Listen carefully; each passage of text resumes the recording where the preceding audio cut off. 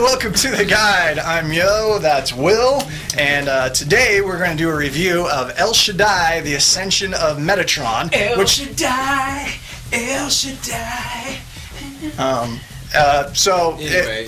It's weird, kind of like that was, where in the game you don't really know what's going on, kind of like that. But it's a visually stunning game, and that's what it was made to be, because it was created by an artist rather than a game designer. Which gives it a unique flair. You can tell that it was designed by an artist, and that's its strongest element, I think, is the art design. There's times when you're playing through it, it looks like you're in a watercolor painting that's flowing and ebbing and changing and it's really, really stunning to look at. It reminded me of when I used to play my old Sega game Aladdin. There's a level inside of the genie's lamp that was just like it. Stuff's just kind of floating around everywhere, and you're not sure what's going on. But it's really cool to look at. Very stunning. However, two key elements to any game, of course, story and gameplay. On the story side of things, I didn't really understand what was going on. I know it was based on the Book of Enoch, not a canonical book of the Bible, obviously, because you've never probably heard of it before. But there's some interesting history about that. That's for another video. Anyway, that was the inspiration for this particular story. However, as the story goes along, I just feel like things were thrown at you randomly. Like, I didn't understand why random things were being said, aside from the key element of you're trying to return 7 fallen angels back to their prison so they don't reign on Earth. Yeah, it felt like the creator had a rough idea of what this book was about and tried to create some kind of cinematic game with it, but it doesn't really come together as well as it should be. You'll hear whispers of God or something. May the Lord bless you. Oh, where did that come from and why? I don't understand what that has to do with anything. Yeah, right. And then you have somebody to help you guide through the levels who talks on his cell phone to God. Which is pretty epic, actually. His name's Lucifer, by the way, so I'm not sure if I trust him in the game. Right, But yeah, he'll be talking and he'll say random things every now and then, like, okay, whatever you say, after all, you're the Lord.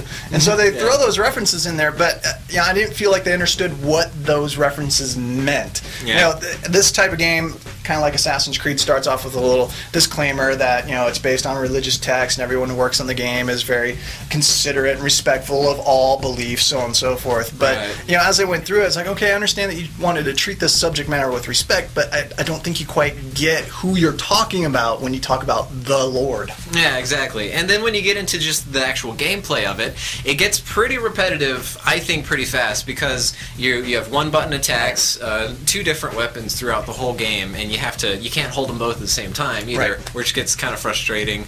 And then it's just the same. You have to take down the 7 angels, but it feels like the same level over and over again, just with different watercolors in the background. Yeah, exactly. You do have to use the right weapon against the right enemy, so there's a little bit of strategery there, but yeah, there's not a lot of diversity overall. So what would you give El Shaddai Ascension of Metatron, out of 7, 7 being perfect? Right, I'd have to go with 4, simply because even though the visuals were a 6 or 7 in my book, the overall gameplay really brought it down, because I got bored pretty quick, and that's not really where you want to be at when you get a game. They're supposed to last a while. Yeah, I feel the same way. It was an ambitious game, and kudos for them to try to do something different, and based on like different type of material. But yeah, I felt the same way. 4 out of 7. The gameplay did get repetitive. I didn't understand what was going on, because I don't think the narrative was told very well. So that's our review of El Shaddai Ascension Metatron. And El Shaddai, El Shaddai, and something. Who is this guy, and why does he keep doing that? I don't know.